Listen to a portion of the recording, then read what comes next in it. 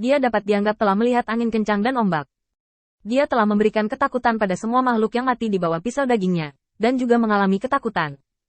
Ketakutan ini telah membuatnya mengerti bahwa ketakutan itu tidak berguna. Di malam yang gelap, sosok Tian Wudi berjalan perlahan seperti berjalan-jalan di halaman, dan bahkan nadanya persis sama. Setiap kalimat membuat leluhur bayi berdarah itu merasa seperti dewa, dengan sedikit kegembiraan dan kemarahan. Langit pecah dan bumi retak. Itu benar, Daosin hanya terguncang sesaat. Tampaknya setelah Putra Baize tertutup, keberanian kalian semut semakin besar. Sosok yang tak terkalahkan di malam yang gelap tampaknya memuji, tetapi nadanya penuh dengan kemarahan. Dan bahkan kemarahan itu jauh lebih menakutkan daripada sosok yang dilihat Qin Yichen di malam yang gelap. Karena dari awal hingga akhir, inilah satu-satunya hal yang paling membuat Raja Yongye kesal. The Eternal Night God King mengakui bahwa, kecuali bencana yang mereka mulai saat itu, pada kenyataannya, mereka tidak sengaja bermusuhan dengan Putra Baize, atau bahkan mengakui kecerdasan dan kekuatannya. Tetapi mereka ingin agar air sumur tidak menyinggung air sungai. Tetapi mengapa Putra Baize mengajari semut-semut ini untuk berperang melawan mereka? Tanda seru. Ini adalah Raja Yongye, dan bahkan mereka yang seperti dia, adalah yang paling tidak bisa ditoleransi. Jadi meskipun Bai Guanxing sangat baik pada semuanya, itu adalah salah satu eksistensi yang paling dibenci oleh banyak dewa. Ledakan. Tanda seru. Di malam yang gelap, leluhur bayi darah berjuang untuk melawan. Meskipun ia mampu mengatasi ketakutan di jiwanya, Tian Wudi di depannya telah lama mengakui bahwa dia bukan Tian Wudi, tetapi Raja Malam Abadi, Sang Raja Malam. Itu wajar jika ikan besar memakan ikan kecil. Tapi tidak wajar jika ikan kecil menunggu untuk dimakan. Leluhur berdarah tampaknya tidak percaya pada hukum alam, tetapi hanya percaya pada pisau daging berdarah di tangannya. Pada saat yang sama, Mu Ciyu gemetar saat ini. Dia berada di tengah malam yang gelap. Meskipun dia kesal dengan pukulan dan tendangan, dia benar-benar tertutup. Leluhurnya yang berdarah, serta pemuda bermarga Kong dari ras manusia, hilang. Yang paling menakutkan Mu Ciyu adalah bahwa totem yang dia bawa secara bertahap menjadi suram, dan pola dao yang dituangkan kembali oleh Hua Daoru dengan darah naga juga secara bertahap menjadi kabur, yang membuat kepanikan batinnya semakin buruk. Tiba-tiba, Mu Ciyu gemetar di seluruh, dan matanya berdenyut, karena dia melihat sosok tinggi perlahan berjalan keluar di malam yang gelap. Tuan, Tuan. Sosok ini adalah penguasa istana dari Istana Kayu dan tuannya. Namun, yang membuat Mu Ciyu sangat ngeri adalah sosok ini berubah menjadi penampilan tuannya. Tetapi tidak menunjukkan sedikitpun kebaikan tuannya, tetapi penuh dengan sikap dingin dan arogan. Dia meliriknya, hanya mendengus dingin, dan membiarkannya. Dia pergi lagi tidak bisa membawa totem, lemas ke tanah. Apakah kamu pikir aku tuanmu? Apakah kamu semut memenuhi syarat untuk memanggil raja tuan ini?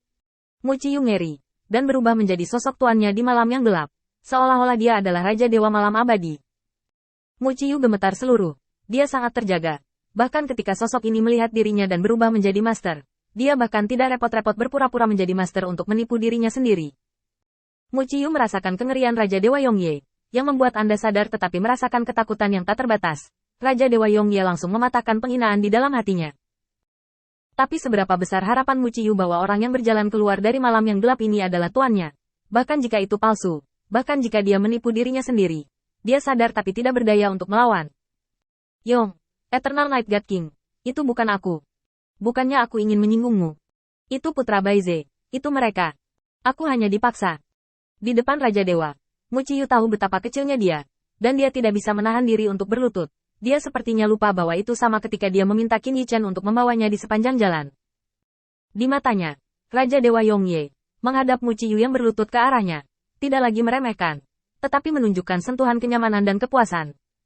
Tampaknya semut peliharaan tampak begitu menyenangkan mata. Kamu tidak ingin mati?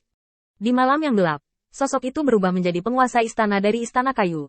Dengan lambaian lengannya, dia melihat malam yang gelap di belakang Mu Ciyu perlahan bubar. Kabut malam menghilang, dan sebuah jalan muncul. Kalau begitu, sebelum Raja kehabisan kesabaran, menghilanglah dari mata Raja. Mu Ciyu gemetar seluruh. Apakah ini membuatnya melarikan diri? Dia tahu bahwa leluhur dari bayi berdarah itu benar. Dia juga adalah kekuatan kesempurnaan besar Kaisar. Dan jika dia ingin bertahan hidup, dia bisa melakukannya. Dan jika dia pergi sekarang, itu akan sama dengan menjadikan Feng Tianxing mereka, dan kehilangan bantuan seorang Kaisar yang sangat sempurna. Dia tahu betul apa artinya bagi Putra Baize setelah dia pergi. Dan dia tahu bahwa ini adalah pemisahan Raja Dewa Malam Abadi, sebuah ancaman. Biji coklat. Hati Mu Ciyu ragu-ragu, dan ketidakbahagiaan yang muncul di sudut mulut Raja Dewa Yongye kembali membuat kepanikan dan gelombang mengerikan di hatinya gelisah. Kekuatan Raja untuk tinggal di sini terbatas, dan kesabaran raja bahkan lebih terbatas.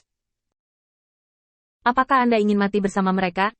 Mu Qiyu panik. Banyak kilatan di benaknya pada saat itu. Tetapi perasaan yang paling nyata adalah dia ingin hidup. Ini adalah Raja para Dewa. Jika Anda menyinggung Raja Dewa, apalagi dia, istana kayu dan 10 istana semuanya akan hancur. Bai, Tuan Bai, maafkan aku. Mu Qiyu tiba-tiba meraung. Tetapi meskipun raungannya keras, dia tampaknya telah kehilangan jiwanya. Dia bisa merasakan mata Raja Malam Abadi yang licik dan menghina. Karena yang terakhir tidak repot-repot berpura-pura berada di depan semut. Ini adalah kasus untuk Raja Dewa Yongye. Dia bercerai, membuat semua kekuatan pertempuran di sekitar Tuan Bai ketakutan. Inilah yang dia lakukan. Mu Qiyu tahu, tapi dia masih memilih cara ini. Ini adalah pertama kalinya Mu Qiyu mengalami kengerian Raja Dewa. Memperlakukan mereka benar-benar seperti bermain dengan semut. Ada banyak cara untuk membuat mereka runtuh. Setelah teriakan aneh, Mu Qiyu berlari di belakangnya seperti orang gila, tersandung dan tersesat di malam yang gelap. Sepertinya mulai sekarang, dia tidak berani berjalan malam sendirian. Mengapa kamu tidak menjatuhkan tulang belakang naga Leize? Apakah kamu tidak ingin mengalahkanku? Di malam yang gelap, dengungan teredam Qin Yichen terdengar dari waktu ke waktu, dan saya melihat Raja Dewa Malam Abadi tampak seperti hantu, dan tidak memiliki bentuk sama sekali. Apakah Putra Baize mengajarimu apa yang disebut prinsip surgawi? Membuatmu merasa bahwa sebagai semut, kamu dapat menyinggung kami. Semut, sebaiknya kamu memikirkannya. Apakah kamu, semut-semut itu, atau bahkan Putra Baize dapat hidup sampai hari ini? Bukankah itu kontrak surga? Seringai Raja Dewa Malam Abadi bergema di malam yang gelap. Ini hanya kekuatan segel yang ditinggalkannya. Tetapi itu membuat Qin Yichen mundur dengan mantap dan membuat yang terakhir tidak berani menjatuhkan tulang belakang naga Leize. Karena itu tombak naga Leize di tangannya. Dia tidak bisa menjamin bahwa orang yang jatuh lebih dulu adalah Raja Dewa Malam Abadi.